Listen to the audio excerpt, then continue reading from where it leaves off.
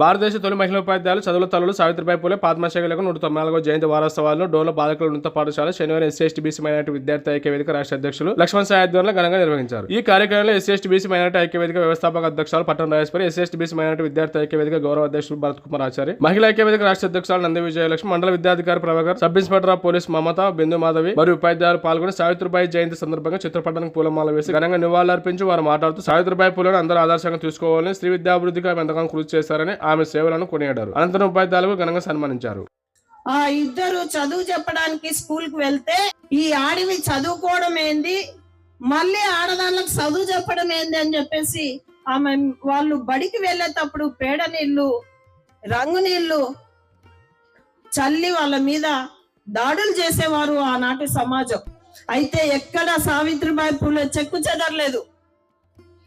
ఒక చీర మంచి చీర బుట్టలో పెట్టుకొని దారి పొడుగుతా వీళ్ళు అవమానిస్తే పేడ నీళ్లు రంగు నీళ్లు చల్లి డ్రెస్ ఆ చీర ఖరాబ్ అయితే ఇంకో చీర బుట్టలో పెట్టుకెళ్ళిన చీర మార్చుకొని అక్కడ పాఠాలు చెప్పి తిరిగి వచ్చేటప్పుడు ఆ పాడైన చీర కట్టుకొని మంచి చీర బుట్టలో పెట్టుకొని వచ్చేది.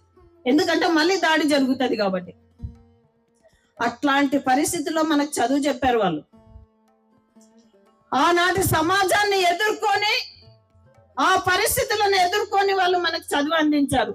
1842లో మొట్టమొదటి పాఠశాలను ఒక చిన్న కొట్టంలో ఏర్పాటు చేశారు. అది కూడా దళిత బాలికల పాఠశాల.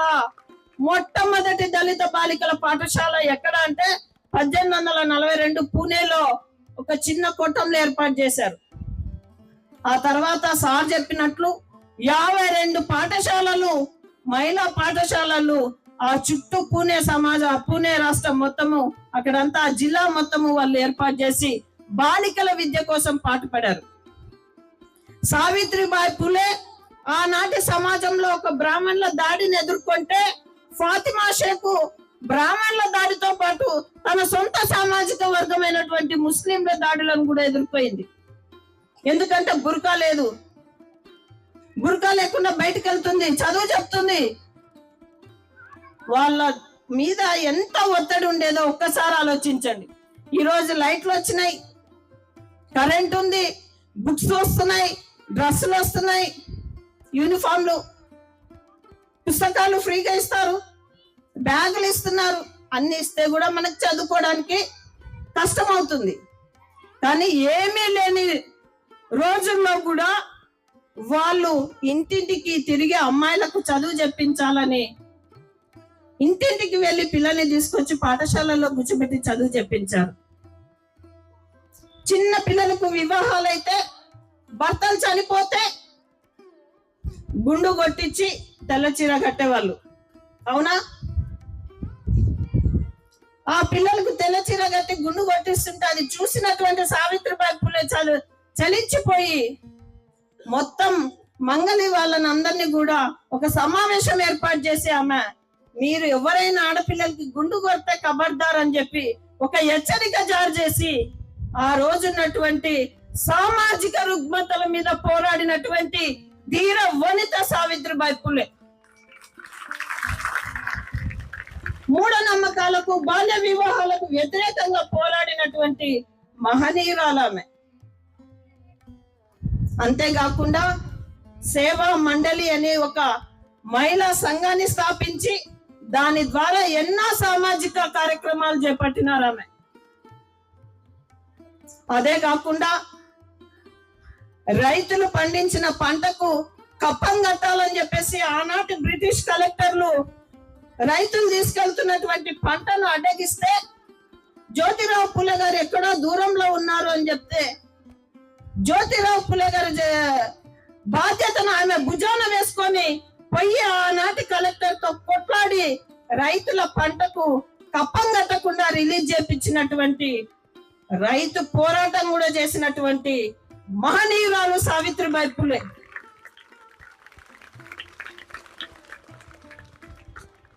జ్యోతిరావు పూలే గారు 1891లో మరణిస్తే మామూలుగా ఆడవాళ్ళు శ్మశానానికి వెళ్ళరు కదా,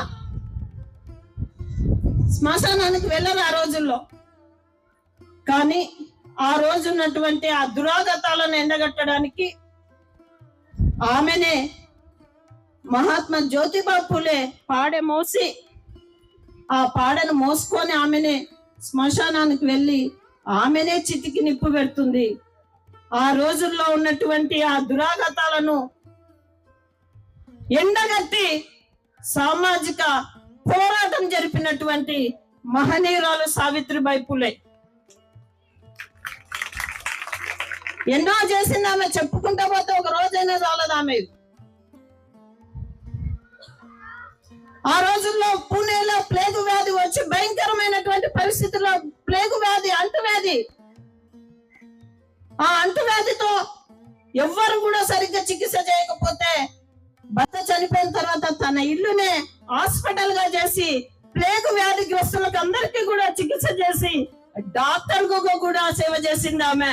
అలాంటి మహనీయురాలు సావిత్రిబాయి ఫులే ఆ వ్యాధే అంటుకొని ఆమె మరణిస్తారు 1897లో. సావిత్రిబాయి ఫులే మహాత్మా జ్యోతిబా ఫులే ఇద్దరు తల్లులను ఇచ్చినటువంటి తండ్రి.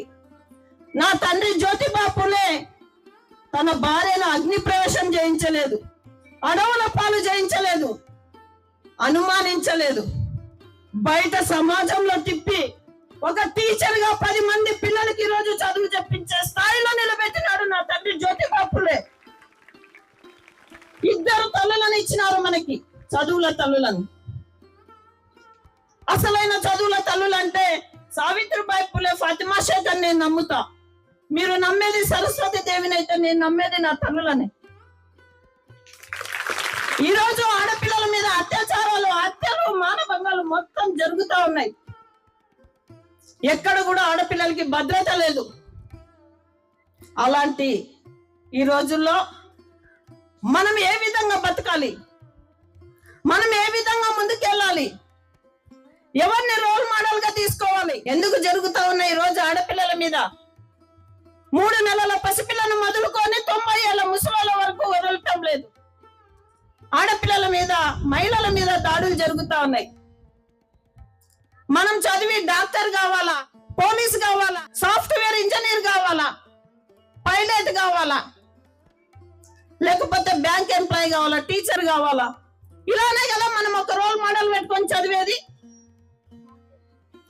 కానీ ఎవ్వరు కూడా నేను ఒక సర్పంచ్ కావాలా, నేను ఒక జెడ్పీటీసీ కావాలా, నేను ఒక ఎంపీటీసీ కావాలా, నేను ఒక ఎమ్మెల్యే కావాలా, నేను మినిస్టర్ కావాలా, నేను ముఖ్యమంత్రి కావాలా, ప్రధానమంత్రి కావాలని మీరు గోల్ పెట్టుకొని చదవండి. పార్లమెంట్ లో కూర్చొని మీరు చట్టాలు చేస్తే ఏ ఒక్క ఆడపిల్ల మీద కూడా అత్యాచారం జరగదు.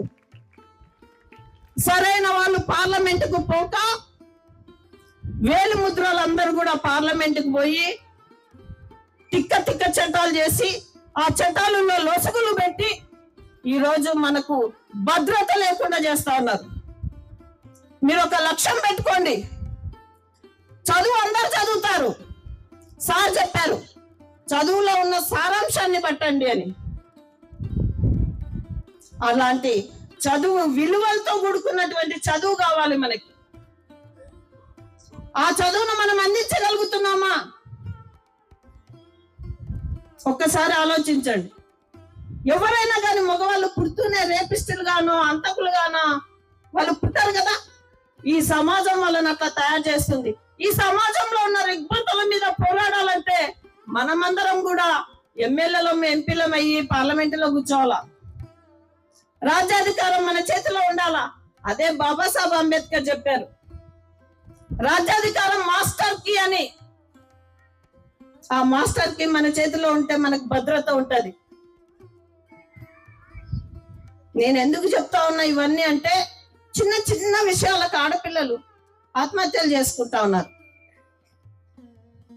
మీ చదువును పక్కన పెట్టి పక్కదారులకు వెళ్తున్నారు.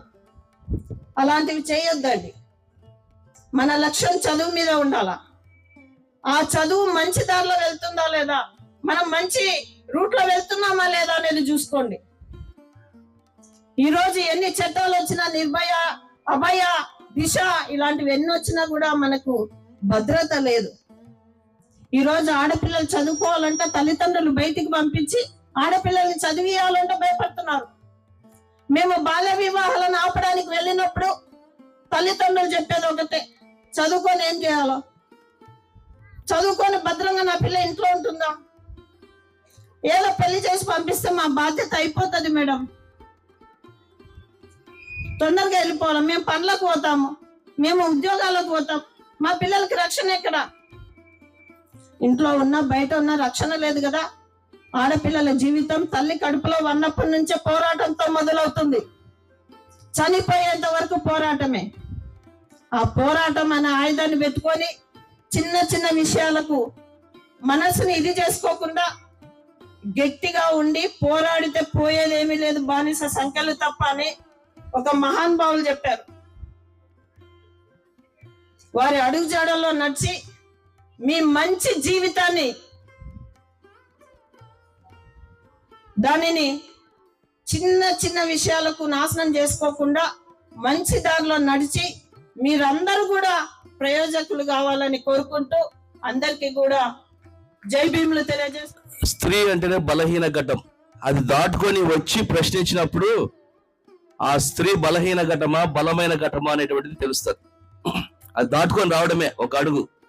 ఆ అడుగు మీరు ముందుకేయాలంటే ఇలాంటి పెద్దల యొక్క మాటలు, అదేవిధంగా మన ప్రథమ ఉపాధ్యాయురాలైనటువంటి సావిత్రిబాయి పూలే, ఫాతిమా షేక్, ఇలాంటి వారి యొక్క జీవిత చరిత్రలు చదవాలి మీరు. ఇక్కడ మేడమ్స్, మన డిపార్ట్మెంట్ మేడం కూడా ఉన్నారు, ఇన్స్పెక్టర్స్ కదా, వారిని చూసి మీరు ఇన్స్పిరేషన్ పొందాలి.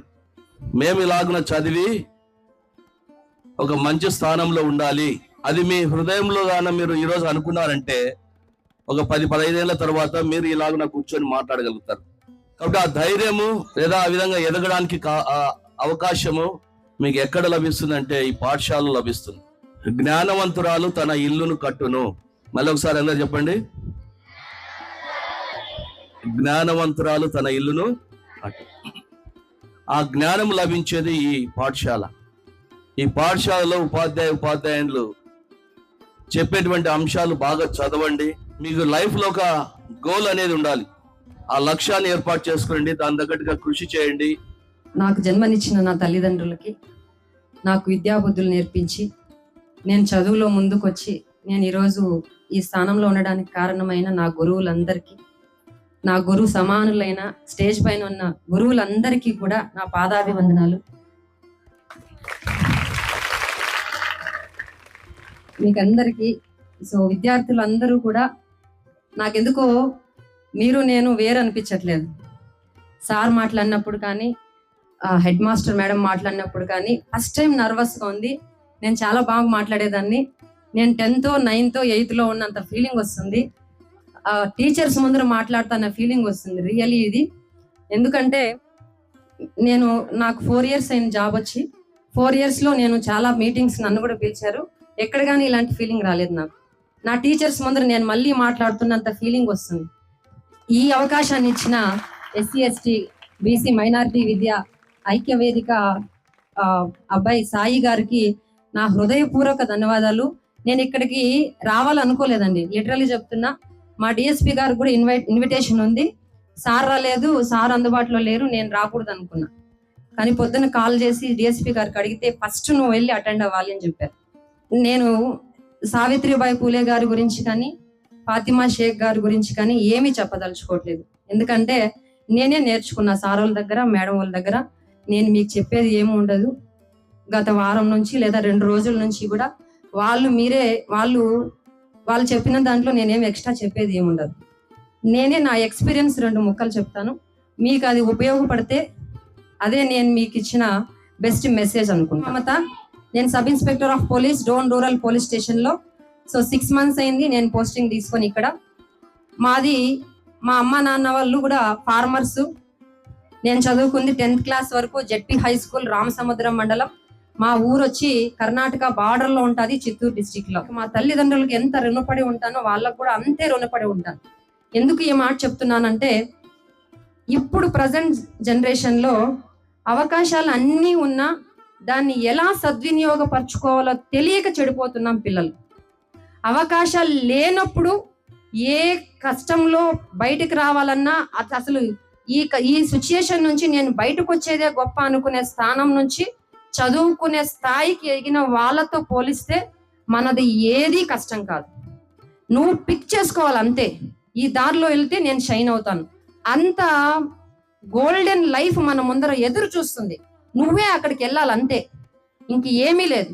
దారిని ఏర్పరచుకోవడం కానీ, నీకు సపోర్ట్ చేయడం కానీ, ఫైనాన్షియల్ గా కానీ, నీకు ఫిజికల్ గా కానీ, వాట్ ఎవర్ ఏదైనా కానీ, టీచర్స్ కూడా ఒలిచి నోట్లో పెట్టినట్టు చెప్తున్నారు ఇప్పుడు పాఠాలు, అంతేనా? సో నీకు డౌట్ వస్తే ట్యాబు, నీకు కనీసం డౌట్ కూడా రాకముందే దాంట్లో మళ్ళా క్వశ్చనరీస్ అన్ని నీ ముందుకే మన బ్రెయిన్ లోకి వెళ్ళిపోతున్నాయి. మనం చేయాల్సిందంట, you have to concentrate, you have to step on your goal. అంతే, నువ్వు పక్క దారికి ఏది పట్టుకోకుండా నీ గోల్ మీద నువ్వు కాన్సన్ట్రేషన్ చేస్తే చాలు, automatically you have to grown up. నేను ఎందుకు ఈ మాట చెప్తున్నానంటే, నేను పోలీసులోకి వచ్చిన తర్వాత పోలీస్ ఉద్యోగంలో చూసి మనం డైలీ లైఫ్ లో జరుగుతున్న సిచ్యుయేషన్స్, మనం సమాజంలో జరుగుతున్న సిచ్యుయేషన్స్ కు బేరీ చేసుకుంటే చాలా చాలా చాలా చాలా ముందున్నాం. లాస్ట్ ఒక 30 years 40 years మన టీచర్స్ వాళ్ళ పేరెంట్స్ చూసినవి మన పేరెంట్స్ చూసిన దానికంటే. ఎందుకంటే నువ్వు పొద్దున లేచిన కాటి నుంచి నైట్ పడుకునే కాటి వరకు నువ్వు చేసేటివి కౌంట్ చేసుకుంటే చదివేది 1% ఉంటది. కానీ మనం చేయాల్సిందే చదువుకోవడం. ఈ వయసులో చదువు 1% ఉండి అదర్ యాక్టివిటీస్ 99% ఉంటే మనం ఎప్పుడు చదువు మీద కాన్సన్ట్రేషన్ చేస్తాం? అది క్వశ్చన్ చేసుకోవాలి first of all. At the same time sir కూడా ఒక మాట అన్నారు, మేడం అన్నారు, చదువులో ఎవరైనా చదువుతారు. చదువులో దాగి ఉన్న సారాంశము, దానికి ఉన్న విలువలు, సంస్కారం అనేటివి మనం నేర్చుకుంటే ఓన్లీ చదువుకున్న ప్రతి వాళ్ళకి ఉద్యోగం అవసరం లేదు. నువ్వు చేసే ప్రతి పనిలోనూ చదువు యొక్క సంస్కారం, దాని విలువలు బయటకు వస్తాయి. అది నేను నమ్ముతాను. ఎందుకంటే 1100 మందిలో 109 మంది మా క్లాస్ లో ఉంటే ఉద్యోగం చేస్తున్న వాళ్ళు 1% 2% ఉంటారు అంతే. బట్ కానీ వాళ్ళు చేస్తున్న పనిలో నైపుణ్యం బయటకు తీసుకురావాలంటే చదువు యొక్క సారాంశాన్ని తీసుకోవాలి. ఇది గట్టిగా నమ్మాలి. ఎందుకు అంటే చదువు నేర్చుకున్నంత మాత్రాన్ని ఎగ్జామ్స్ కి మార్కులకే పనికొస్తాయి. నెక్స్ట్ నీ లైఫ్ లో నువ్వు ఓడిపోతే తెలుస్తుంది నీ యొక్క పట్టుదల, నీ యొక్క కాన్ఫిడెన్స్ లెవెల్స్. నీకు సక్సెస్ ఎంత ఫాస్ట్ గా రావాలనుకుంటావో ఫెయిల్యూర్ అంతకన్నా ముందుగా వస్తుంది. ఆ ఫెయిల్యూర్ తట్టుకొని నిలబడగాలి. నేను చెప్పేది చదువు ఎగ్జామ్స్ లోనే కాదు, ఇంట్లో పేరెంట్స్ పడే కష్టాల్లో కానీ, నువ్వు ఎదుర్కొంటున్న సిచ్యుయేషన్స్ లో కానీ, నెక్స్ట్ రేపు పొద్దున మనం ఒక స్థాయికి వెళ్తే అక్కడున్న ఫెయిల్యూర్స్ ని ఫేస్ చేయాలంటే కూడా నువ్వు ఎప్పుడైతే ఫిజికల్లీ మెంటలీ స్ట్రాంగ్ అవుతావో అప్పుడే ఆటోమేటిక్ గా నీ సక్సెస్ అనేది అన్ని దారుల్లో నీ దగ్గరకు వస్తుంది. ఓకే, ఇంకొకటి పోలీస్ గా ఇక్కడ నేను ఉపాధ్యాయుల ముందర చెప్పదలుచుకుంది ఇంకేం లేదు. నా పోలీసు డ్యూటీ పరంగా ఒక 2-3 మాటలు చెప్తాను సార్. ఎందుకంటే ఇప్పుడున్న ప్రజెంట్ శాంతి భద్రతల విషయంలో కానీ, అమ్మాయిలకు భద్రత లేదు అనే విషయంలో కానీ మేడం అన్నారు. నేను అనుకుంటున్నాను, భద్రత కోసము, సెక్యూరిటీ కోసము పోరాటం చేస్తూనే ఉన్నారు, చేస్తారు కూడా. బట్ కానీ మన సెక్యూరిటీ మన మీద చాలా ఆధారపడి ఉంటుంది. బయటకు ఒకసారి వస్తే సమాజం అలా చూస్తుంది, ఇలా చూస్తుంది అనేది మర్చిపోయి నేను ఎలా ఉండాలి, నా ఫ్యామిలీ ఏంటి, మా అమ్మ నాన్న ఏంటి, నాకున్న అవకాశంలో నేను ఏం చేయాలి, అది నీ మైండ్ లో ఉంటే సమాజంలో ఏవైనా జరగచ్చు, నువ్వు ఖచ్చితంగా దాన్ని దాటి బయటకు వచ్చేస్తావు.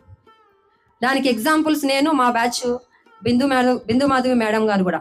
ఎందుకంటే మాది కూడా చిన్న ఫ్యామిలీస్ నుంచి, వ్యవసాయం చేసుకునే కుటుంబాల నుంచి వచ్చాం. ఈ జనరేషన్ 10-15 సంవత్సరాల్లో మేము చదువుకొని బయటకు వచ్చాం కాబట్టి మన సెక్యూరిటీ మనదే. మనల్ని ఎవరో వస్తారు, ఎవరో సెక్యూర్ చేస్తారు, ఎవరో రక్షణ కల్పిస్తారు అంటే వేచి చూసే దాంట్లోనే టైం వెళ్ళిపోతుంది. నీకున్న కాలాన్ని, నీకున్న ఈ 5-10 years లో నువ్వు చేయాల్సిన పని మీద నువ్వు కాన్సన్ట్రేషన్ చేస్తే, ఒక అమ్మాయిగా మనం ఏం చేయాలనుకుంటున్నామో దాన్ని ఖచ్చితంగా సాధిస్తాం, సాధించి చీరుతాం.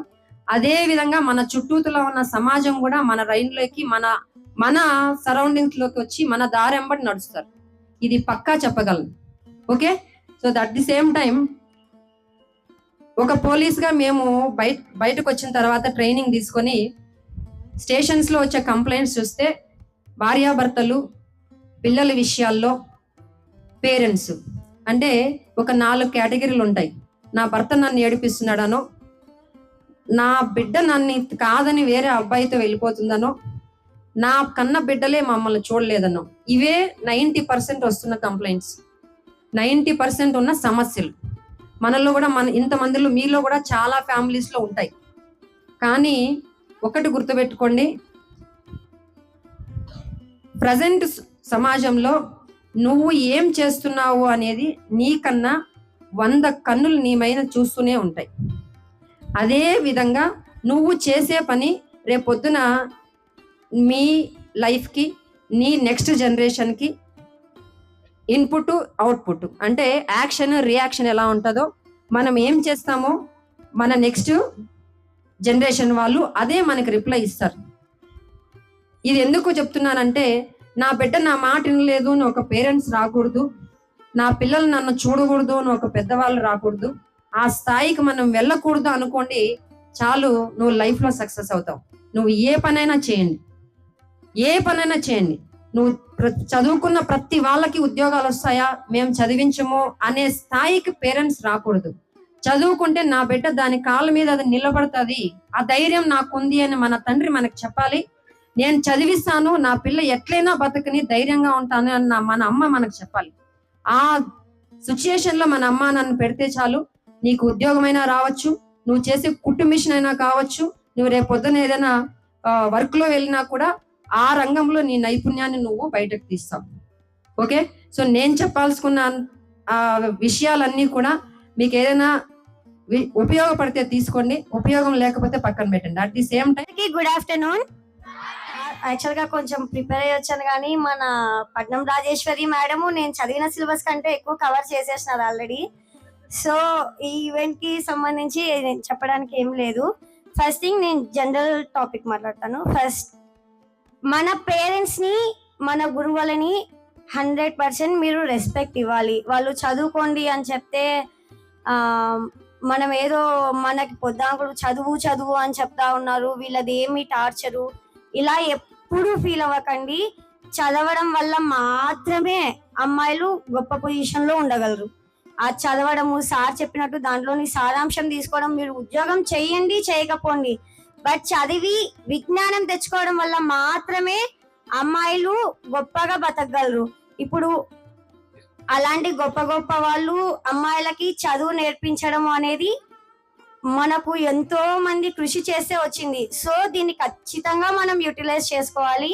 మన పేరెంట్స్ కి, టీచర్స్ కి 100% రెస్పెక్ట్ ఇచ్చి వాళ్ళు ఏం చెప్తున్నారో వినాలి. ఒక టీచర్ ఎంకరేజ్ చేయడం వల్ల నేను ఖచ్చితంగా ఈ రోజు ఈ పొజిషన్ లో ఉన్నాను. కమ్రస్వరావళి అజ్ఞాన శబ్దాలి ననచుగాదే,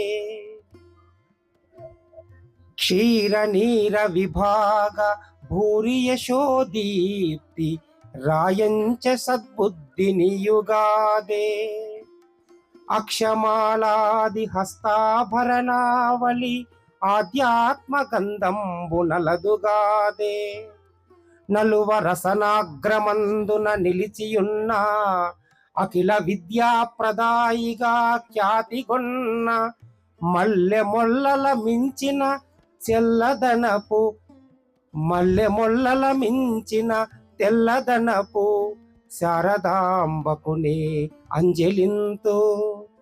చదువుల తల్లి సరస్వతీదేవికి ప్రార్థన చేసుకుంటూ, భారతదేశంలో ఇప్పుడే ఇంత వైజ్ఞానిక కాలంలోనే, ఇంత అధునాతన యుగంలోనే బాలికల అక్షరాస్యత పురుషులతో పోల్చుకుంటే తక్కువగా ఉంది అని బాధపడుతున్నటువంటి ఈ సమయానికి ఒక 200 ఏళ్ళు వెనక్కి ఎంతటి విపత్కరమైన పరిస్థితులు, ఎంత కఠినమైన సాంఘిక ఆచారాలు, దురాచారాలు, కట్టుబాట్లు, దాని యొక్క అంతరార్థాన్ని గ్రహించగలిగితే చాలు. ఎందుకంటే మనంతా చదువుకునే వాళ్ళమే, చదువు నేర్చుకుంటున్నాం, కానీ సారాన్ని నేర్చుకోకపోతే చదువు యొక్క విలువ మనకు తెలియదు. చదువది ఎంత గల్గిన రసజ్ఞత ఎంచుక చాలకున్న, ఆ చదువు నిరర్థకంబు గుణ సంయుతులెవ్వరు మెచ్చరెచ్చటన్. పదునుగా మంచి కూర నలపాకము చేసిన అయిన అందు ఇంపొదవెడు ఉప్పు లేక రుచి పుట్టగా నేర్చునటయ్య భాస్కరా. ఇక్కడో ఎప్పుడో కొన్ని వందల ఏళ్ల క్రితం చెప్పినటువంటి శతక పద్యం. చదువు ఎంత గొప్పగా నేర్చుకున్నా అందులో ఉన్న సారాన్ని గ్రహించలేకపోతే ఆ చదువు పనికిరాదు. ఎలా అంటే, వంట చాలా బాగా చేసి ఉంటాం, అందులో తగినంత ఉప్పు వేయకపోతే ఆ వండిన ఆహార పదార్థాలు ఎలా ఆస్వాదనీయాలు కాకుండా అయిపోతాయో, నేర్చుకున్న చదువు కూడా ఆ రసజ్ఞత లేకపోతే, రసజ్ఞత అంటే రసమును గ్రహించే జ్ఞానము, రసము అంటే సారాంశము ఇక్కడ అర్థం. చదువులో ఉన్నటువంటి పరమార్థాన్ని గ్రహించకపోతే వ్యర్థము. సో అందరం కూడా చదువు గురించి ఎందుకు మాట్లాడుతున్నామంటే, ఇక్కడ పెట్టినటువంటి ఈ 2 చిత్రపటాల్లో ఉన్నటువంటి వాళ్ళిద్దరూ కూడా చదువు యొక్క విలువ నేర్చుకున్న వాళ్ళు, చదువును నేర్చుకున్నవారు, చదువును నేర్పిన వారు. వారి ముందు చదువు గురించే మాట్లాడాలి తప్ప ఇతరత్రా విషయాలు మాట్లాడకుండా ఉండటమే మంచిది.